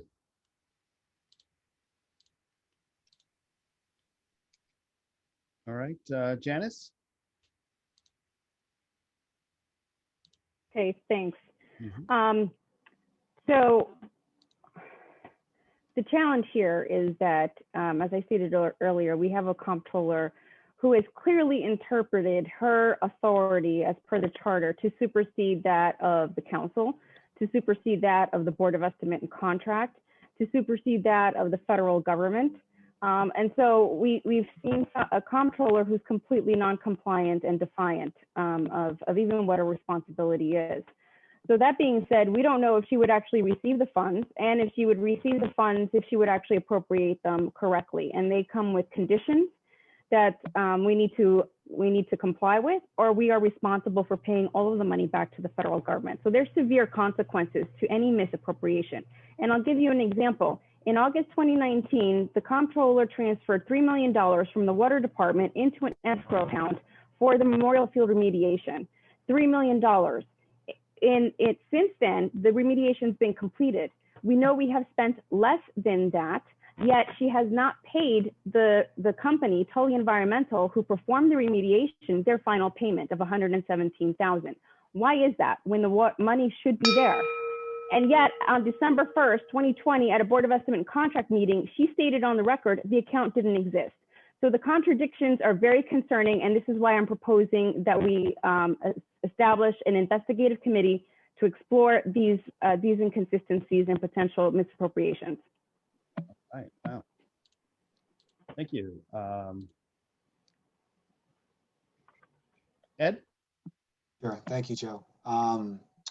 We have a comptroller that we all know what the story is, right? Not putting gas in the police cars, not paying the basic bills. Yeah, I was meeting with a hardware store on Grahamson Avenue, and they said, we're out $15,000. We don't do work with the city anymore because the city doesn't pay for bills. So why in the world would we give that same person $42 million to manage? Leadership is tough, but we have to have solutions. Either you have a financial control board that we negotiate the right way and then have it such that that draft document that was handed out meets our needs, or you give the funds to the water department with real oversight, hiring a separate auditing firm just to audit the $42 million, and at the same time set up a civilian oversight board that can look at those funds and make sure that those funds are managed correctly. So there's solutions out there. We just have to make tough decisions, and just giving those funds back to the comptroller is not one of those good answers. You still have a couple seconds if you wanted to. That's okay. Okay. And finally, Delia? Thank you. Yep. So, so the Financial Control Board, the draft legislation that was proposed, there's some aspects of it that we wouldn't be able to negotiate. For example, when an authority is established, the revenue, and this is what this draft legislation says, the authority's revenue shall not be deemed the funds of the city. The money, all the money that comes in, whether it be state fund or tax revenue, would not belong to the city, would belong to the authority that's in control. And the decisions that would be made with those monies would not be, the city council, the mayor, the comptroller might have input, but they wouldn't have last say. So it's really important to understand that a financial control board would do just that, would control exactly what happens with the revenue.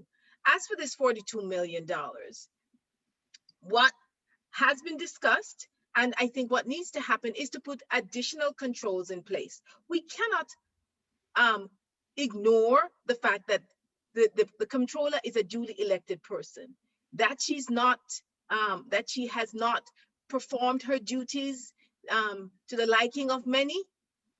He is still the duly elected comptroller. And so what we need to do is to put additional controls in place that will ensure that we will meet the federal guidelines to ensure that this money meets the needs of our community. Thank you. All right, our next question, and will be the final question of the night. Our police department has come under fire for corruption, and there have been some increases in crime and shootings in the city. What can you do to help solve this problem? This question, we're going to start with Ed. Sure, thank you. Yep. This summer is going to be a hot summer. And we all know this. Crime has been going up. We're in a heat wave, and it's actually not even summer yet. We have to make sure that our youth are occupied, right? So the way that you combat crime is, one, making sure that our youth have things that they can do that take them off of these streets. So one, having a robust mentorship program, if someone could mute, sorry. And then also reaching out to our youth and then asking them, what do they need going forward? Not just sitting back at City Hall and hoping for the best. Two, I'm proud of the Mount Vernon Forward slate, because on my slate, we have Daniel Brown, who spent months coming up with police reform legislation. And so we should look at that, look at the recommendations that they made, and see which ones of those we can implement to make sure that the summer isn't so hot, and that we can make sure that our youth aren't in the crime wave that's taken over this whole region. So one, reaching out to our youth, and two, implementing those plans that are in the Police Reform Commission document, which was done recently. Thank you. Janice, same question. Thanks. So first of all, the investigations that are taking place, there's investigations that the DA has been looking at. The recommendations that she made to the DOJ to investigate is basically they're looking at policies and procedures of the department. That's going to hopefully dovetail with the reform proposals, the police reform proposals.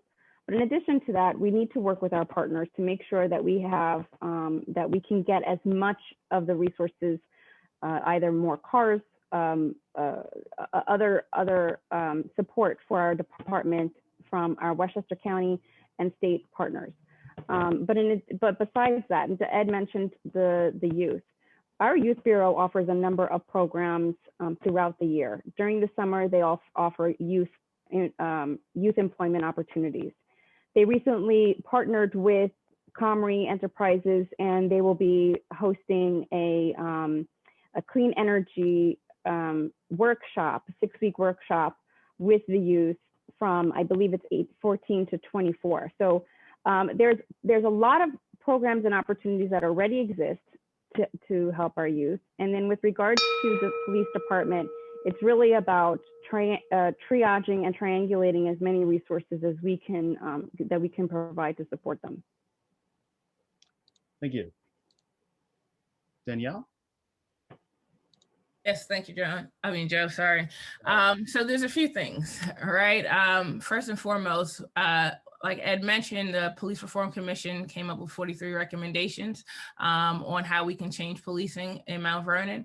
And one of the recommendations was to have a CCRB that has investigative powers, subpoena powers, and we need to make sure that it's fully funded, right? That will bring the transparency that we need here in Mount Vernon and the accountability for those officers who may have been involved in corruption, et cetera. So we need that accountability and transparency here in Mount Vernon. We also need to make sure, just like we were talking about transparency with City Council, we need to make sure that our policies and procedures are online, that if we want to complain about a police officer, that all of that is online as well, and you have some anonymity, because you don't want people feeling intimidated if they want to report a police officer. They don't want police officers investigating themselves if there's ever a police officer complaint. So the CCRB allows that, and also changing the processes for how you make those complaints and making that an online process is how you can change that as well. The other aspect of your question is, violence in the community. Well, we also need to make sure that our police officers are engaging with the community. We need to make sure that our police officers are reflective of our community. We need to provide our youth with more programs. So that means we need to generate more revenue in the city. We need to stop focusing. A lot of times we focus on sports. We need to provide our youth with more programs and a variety of programs that meet them where they are, right? So there are a lot of I work with a lot of students from the high school. There are a lot of creatives. We need to meet them there. We need to make sure we have the systems and things that in place so that they can actually go and fulfill their desires, right? So I think we need to offer things like entrepreneurship, mentorship. The city council should have a mentorship program. I see the timer isn't going. I can talk about this for days. So yeah, the timer checked out of the room. But I think there's several things we can do. Thank you.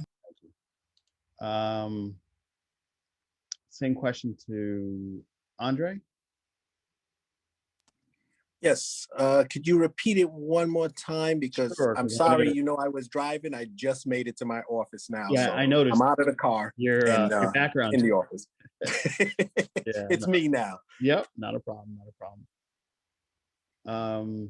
So our police department has come under fire for corruption, and there has been an increase in crime and shootings in the city.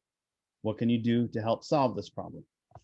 Okay, well, I'm just going to shout out, just so you're aware, the timer has left the room.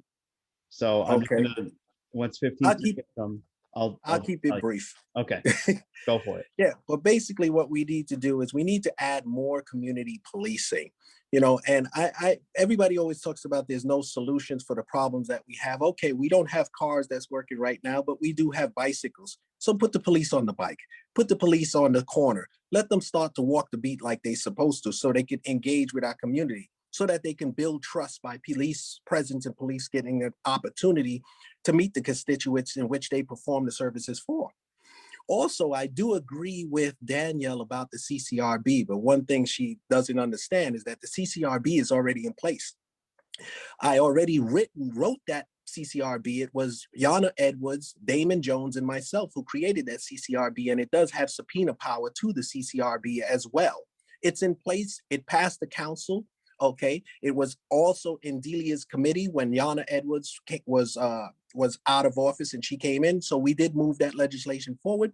It just needs to be funded just for the main person and just for material. So it's already there. That's a good thing because that will hold police officers accountable. We didn't get a chance to put the people in place. I don't know, it's been 2 years now. And still the city council has not appointed anyone to the CCRB, which is under the city council's preview. So we need to do those kind of things. We need to, like I said before, get back into PLA programs, stuff with the boys club. And when I was also in office for the brief time, I made sure my commissioners met with all the community groups so we know what your concerns was. That's why crime was down 200% when I was there. Thank you. All right, so we got our timer back. 1 second. Thank you, Andre. Same question to Delia. So thank you. I think you're muted, Delia. Yeah, Andre is correct that we did pass the CCRB in February of 2018, and we passed it again last year because what I recognized is that the CCRB was not complete. The legislation that we had was not complete. So the council passed legislation again that will allowed for the CCRB to continue so we could finish that process and properly fund and appoint people to that body. I was taken off as chairperson of that committee, so I don't know what is happening with it since. I'll say this, that the American Rescue Fund asked for evidence-based programs to be implemented for violence prevention. That is specific request that's in that American Rescue Plan. I am the only council person that held a public forum, including the DA's office, the Innocence Projects and others that looked at police corruption and wrongful conviction. And I believe that we were instrumental in some of the decisions that's been made in the DA's office, because we had that commission here with people sharing their experiences with the police department. So we must leverage our auxiliary police. I think that's an opportunity to really influence our youth. Any responsible adult that is impacting and influencing our youth will have positive outcomes. And we need to realize that we're a village and that all of us need to be working together to provide second chances to our youth and influencing them in a positive way so that they're not deviant and they don't engage in deviant behaviors. Thank you. Thank you. Lauren? Okay, try to get this out quickly. I want to thank Ms. Brown for serving on the Public Safety Reform Commission, but we have to recognize that Ms. Brown was appointed by the mayor to that role, but we thank you for what you've done. But as was stated by former Councilman Wallace, former Mayor Wallace and Councilwoman Farquharson, the CCRB legislation was already adopted. It was in place with subpoena power, as was stated. The only issue was that it was not funded. And that's because when it got to the Board of Estimate and Contract, the former mayor pulled it from the agenda. So what the council has to do is vote to fund it now so that it can operate. Now, with regard to crime, yes, we need to, there's a lot of programs available in the city of Mount Vernon for our youth through the Youth Bureau and through the Recreation Department. And I've said this before, but what we need to do is, because a lot of our youth are not aware of these programs, we need to engage our partners in the community so that the programs can be offered at other locations as well, like the Boys and Girls Club, like our faith-based partners here in the community. And as was stated before, engaging with the PAL, having more community policing, a lot of that has already been stated. But I will also say that youth are not our only criminals.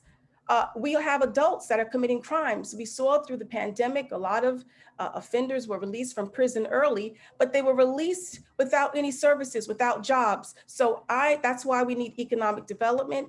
And that's why I have committed to providing that to the city and to be able to bring jobs in here so that people have. Time's up. Thank you. Caitlin? Okay, so I'm really not sure what Ms. Carter was referring to as what the point of mentioning that the mayor appointed Danielle to the Police Reform Committee, but I think that was a great appointment because she actually worked really hard on that reform, whether she was appointed by Mayor Thomas, Mayor Patterson Howard, Mayor Clinton Young, or Mayor Davis. There is a lot of violence in the community. I do believe that we need to have more training for our police officers. They have to be done on a more regular basis. I know as an officer's wife, they go once a year for gun training, but they have to go for more training. They have to go for mental illness training themselves to be able to handle people in the public more sensitively. They also have to go for mental health themselves. And I do believe that police officers once a year should get reevaluated. I believe that our recruitment for the police officers in the city of Mount Vernon should be done in like communities. Just like Danielle was saying, they should look like us. They should come from diverse communities. There were 43 recommendations made. Funding the CCRB is very important. Yeah, CCRB, you guys have been sitting on the council. Where is?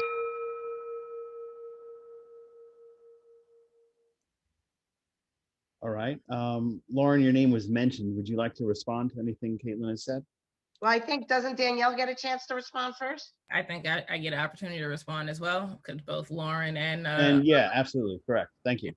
Lauren can go ahead though. Well,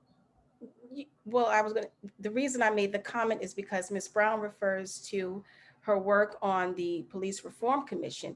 And as I stated before, it is a great work and is to be commended. Thank you for serving the community. But I want to point out that, yes, Ms. Brown was appointed by the mayor. So to say that, you were doing the work is wonderful, but the work was already being done. The work was being done. The work had been done from 2016 through former Councilman Yana Edwards. This was dear and true to his heart, and former Councilman Andre Wallace, and it was adopted in 2018. So what I'm saying is that, yes, you did work on the Police Reform Commission, but you were also appointed by the mayor to do that just before you ran for office. Danielle? Yeah, thank you, Joe. Yep. So I think first and foremost, yes, I was appointed by the mayor prior to deciding to run for office, but the work I did there can't be refuted, right? So I still work with community stakeholders, and we still came up with a recommendation, and not I alone, but all of the council members, the commission members believe that we needed to have a CCRB recommendation, because having empty legislation is not sufficient, right? We need to make sure that we have actually funded legislation, and that's the council's job to vote to fund it. So that's my point in bringing it up. And while the work was being done, it's been sitting idle for years. So we can continue to pass legislation that says it needs to exist, but if we don't make sure that it's funded in the budgets that we approve, it's nil and void, right? So that's my point in bringing it up. And while I still have more time, I think another issue that we face in the police department is that we're the lowest paid police department in Westchester County. So a lot of the times we're really working with rookies. The majority of our staff, our police force, are rookies. So we lose quality officers around the municipalities because we have officers that are underpaid. So we need people who know how to generate revenue for the city. And that's why I ask that you vote for me, Danielle Brown, Ed Poteet, and Caitlin Gleason. Thank you. Okay. And that is the end of our questions. We're gonna have 2 minutes each for closing statements. And that will be the end of our forum. I appreciate everyone's participation tonight. And thank you for joining. We're going to start with Lauren. Thank you for hosting the forum tonight, FCS. Thank you for the opportunity for us to be able to address the community. I'm Lauren Carter. I'm running for City Council. Many of you on this call tonight, you know the problems in Mount Vernon. You've heard us discuss them tonight. Not only do I know what they are, but I have solutions on how to solve them. I have run an issues-based, solutions-oriented campaign. In each and every instance, I've always provided a solution, an idea on how to address the situations here in Mount Vernon. Many times and oftentimes, I was the first one with the solutions, and many others came behind me and agreed with what I stated. But we need someone like me in office who can get in there on day one, hit the ground running, working for the city. We really don't have time for people that need a learning curve. If this was perhaps Scarsdale or Bronxville, we would have time for folks that need a learning curve. We don't have that time. We are facing running out of money by the end of this year. We need people that can get in office and do the job and know the process and how to get it done. That's me.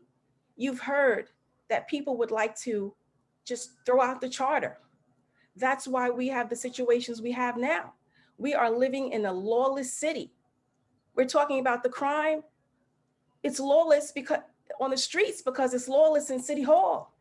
You have elected officials that are not doing their jobs. They're not staying in their lanes. They're trying to do other people's jobs. I will commit to you to being a council person, not trying to be mayor, controller, planning commissioner, building commissioner. I will be a council person advocating for you, advocating for your needs. I've been endorsed by the Mount Vernon Democrat City Committee, by the Working Families Party, Tim Iadoni, George Latimer. I've been endorsed by Yonkers Insider, all because they know that I can do the job. 13A. Thank you. Thank you. All right.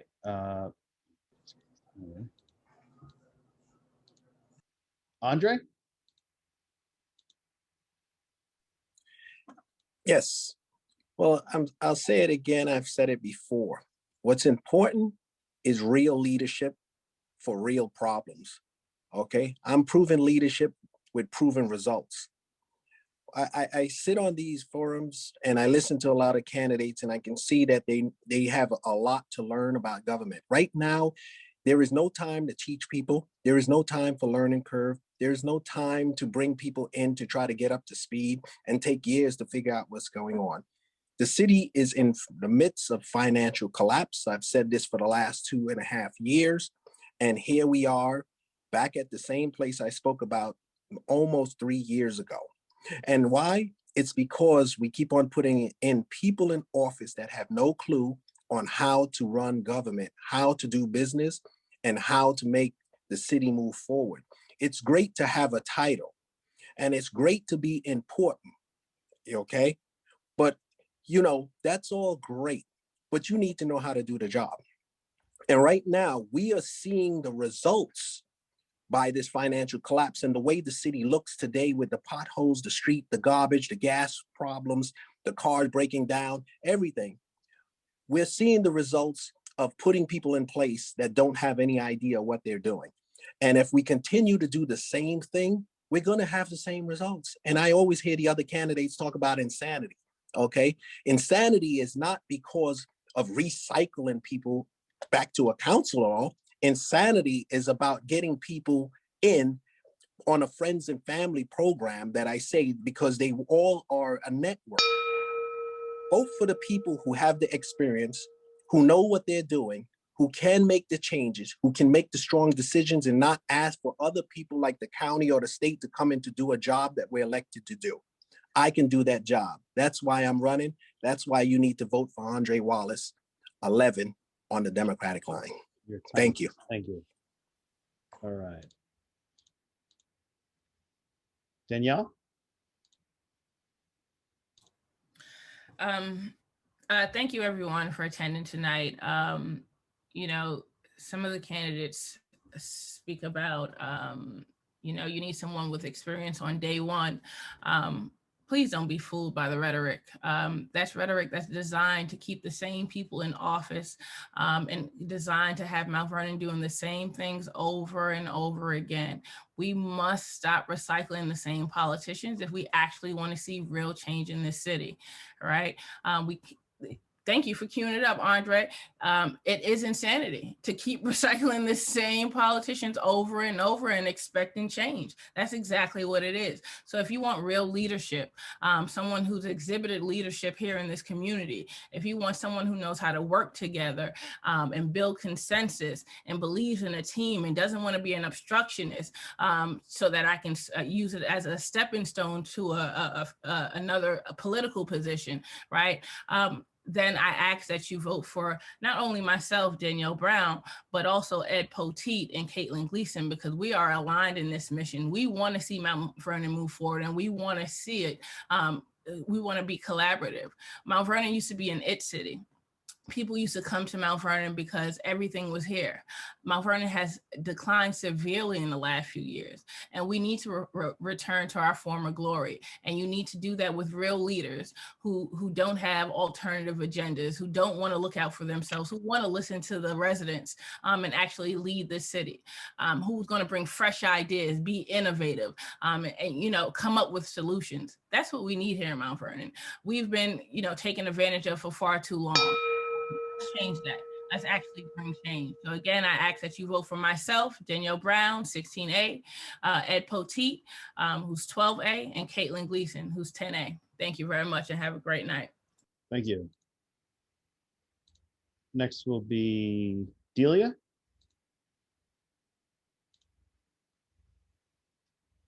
So let me say thank you very much for this opportunity. I appreciate being here. It's been a really long day for me. So I'm glad that we're at the end of this. So to the voters of Mount Vernon, I say, you should believe your eyes. The fact is that we can say that don't vote for people with experience or vote for the fresh faces. But if the fresh faces are puppets who are placed by the same puppeteers, then nothing changes. You see, insanity really is having the same lobbyist run the campaigns, the same developers fund the campaigns, and then say we're going to do fresh ideas. I think that's insanity. As for obstructionists, we need sound leadership in this community. We can no longer work on with mediocrity.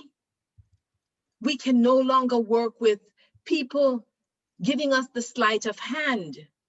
The voters of Mount Vernon must believe their experiences. They see and know what is happening. And I am asking them to evaluate me based on what I've done. And let me just give you some of what I've done. So I proposed for Competel consultants to review all the utility agreements for the city, including the cable franchise equipment agreement. And that was in 2018 at no cost to the city. I did the seasonal ban on leaf blowers. I think you owe me some time. Did the seasonal ban on leaf blowers. I did legislation on the Emergency Tenants Protection Act so that the exemption increased to 50,000, annual designation of Emotional Wellness Week. We revised the city code. Thank you, Delia. Thank you. Thank you. Your time's up. Next will be Janice. Okay. So thank you. Thank you to the Fleetwood Citizen Society, Oakwood Heights Homeowners, Fleetwood Neighborhood Association, the Neighbors That Care, Chester Heights Neighborhood Association for hosting this forum and other forums, and for everyone who joined us tonight. So I bring over 20 years of corporate and small business experience, beginning at a credit ratings agency and a municipal financial assurance company. I am the only candidate with experience at a credit ratings agency, and I know what it will take to help to restore our credit rating. I've demonstrated an ability to check my ego at the door and invest in building partnerships so that we work together to bring in new resources and execute solutions to address the immediate and long-term needs of our city. As your city councilwoman for the last 3.5 years, I have brought a professional temperament, stability, and solution-oriented approach to the city council. In so doing, I have represented the city of Mount Vernon in a positive way. I ask for your support to continue building a partnership with you, to restore your trust in your government, and to strengthen the city council as an institution to serve you with transparency and accountability. So I offer you my commitment to integrity, to transparency, and to completeness, and I humbly ask for your vote on June 22nd. That's number 15 on the ballot to continue serving you as your city councilwoman. Thank you. Thank you. Ed? Sure, thank you, Joe. Thank you for all the neighborhood associations tonight for sponsoring this. Joe, thank you for being a wonderful host. Thank you. The government that you get is the government that you vote for. Many, many years ago, after graduating from Yale University, my first job was working on the Times Square redevelopment plan and wrapping that up. Since then, I've spent decades looking at plans from Baltimore all the way to Buffalo, and also as an adjunct professor at Columbia, looking at cities and how they operate. I plan to bring those same best practices to Mount Vernon. The government that you get is the government that you vote for. What I'm ecstatic about our slate, the Mount Vernon Forward slate of myself, Daniel Brown, and Caitlin Gleason, is we are not going to stay in our lane. We are here to lead. Although city council is a part-time job, there are full-time problems here in Mount Vernon. We do plan to bring our unique skill sets to solving those problems, not as legislators, but as leaders. We were endorsed by the mayor, not because we're puppets, because we're willing to do the tough work to make sure that we see real change in Mount Vernon. I get tired of looking at city council meetings where we talk about what the problems are, but don't talk about the solutions. So I humbly ask, or I humbly say, the government that you get is the government that you vote for. Please vote for those people that are ready to move the city forward with skill and working as a team. My name is Ed Poteet, I'm 12A, Daniel Brown is 16A, and Caitlin Gleason is 10A. Thank you so much. Thank you. And Caitlin. Good evening, everybody. I'm Caitlin Gleason, 10A. I'm running along with Ed Poteet, 12A, and Danielle Brown, 16A. The one thing I could tell you is I'm born and raised here in the city of Mount Vernon. I love Mount Vernon. I bleed it through and through. The one thing I promise the community is that I will read every legislation that comes before me. I will work hard. I will not just sit in a seat and expect to be just respected. I will go out to our residents and make sure I lead the way that they want me to lead, not the way that somebody else tells me. I'm not a puppet for anybody. I never have been. I also wanted to get something straight because something was said in the chat that I did not recuse myself. First and foremost, I had advice of all law advice from corporation counsel, my own attorney, and independent counsel. I did not have to recuse myself from the planning board. I chose to recuse myself a few weeks ago, made it official last week. The development on McQuestion Parkway that has come into question, that development has already been approved years ago for the form-based zoning. So there was not much that the planning board would change on that, on the projects that come regarding the form-based zoning. Another thing, I just want to let you know that, again, I'm not going to just sit in a seat. I'm not being financially backed by any kingpin that somebody was saying earlier. I want to congratulate everybody who stood up to run for city council. I do believe in what Mr. DiGiovanni said. We have a great group of people. I just believe in myself, Caitlin Gleason, 10A, Ed Poteet, 12A, and Danielle Brown. And I hope that Mount Vernon will choose the Mount Vernon Forward slate to move Mount Vernon forward. Thank you so much. Oh, and thank you, Joe. Good job. Thank you. I appreciate it. All right, everyone, candidates, if you would like others in this chat room, there are about 40 people here. Please drop your links in the chat. I've reopened it. You can drop your socials, or if you have a website, you feel free to drop it in the chat while John is going to give us our closing out. And if you missed my Did voice, Lauren go? I yeah, didn't hear. Lauren went first. You guys really stood extra time. We were planning on ending at 8:30. It's after 9 now. Appreciate it. You really helped, and I just hope that the citizens listen to this and you're able to make their mind up. And I'll say it again, like Caitlin said, it was the best group of people that I have seen in Asia. So, thank you all. And really not much I can say except get out there and get out the votes. Thank you, All right. John. Thank you, Joe. Thank you. Thank for you. hosting this. This video will be posted on the various social medias, and you can see it tonight, later on the Chester Hill Park YouTube page. And if you miss hearing from me, you can listen to my new podcast, This Dungeon. All right, just short, cheap one. Take care, everyone. Have a great night.